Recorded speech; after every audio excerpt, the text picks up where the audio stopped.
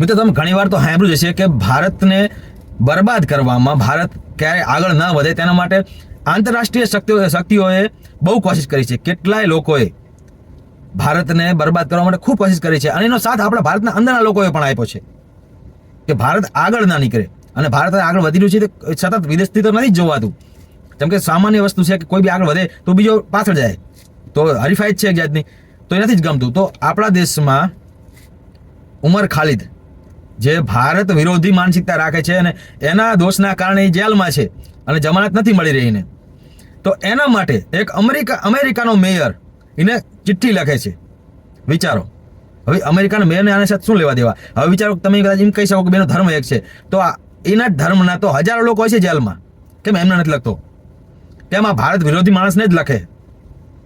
અને એ જ નહીં, અમેરિકાના બીજા 8 સાંસદોએ પણ આને ચિઠ્ઠી લખી, આના સપોર્ટમાં રહ્યા. હવે અહીંયા અમેરિકામાં વાટ લાગેલી છે, અહીંયા જે થઈ રહ્યું છે એમાં એમને કોઈ દિલચસ્પી નથી, ત્યાં નથી આગળ ધ્યાન દેવું, અને અહીંયા આગળ ઠેઠ ભારત લાંબા થાય.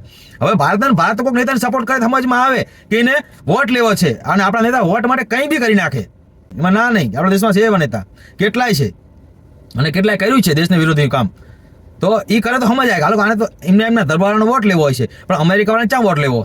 તોય મારે એના સપોર્ટમાં ઊભા. એટલે હવે ધીરે ધીરે એમના ઉપરના મુખોટા છે ને ઉતરી રહ્યા, ધીરે ધીરે સાચા અસલી રૂપમાં બધા આવી રહ્યા હવે.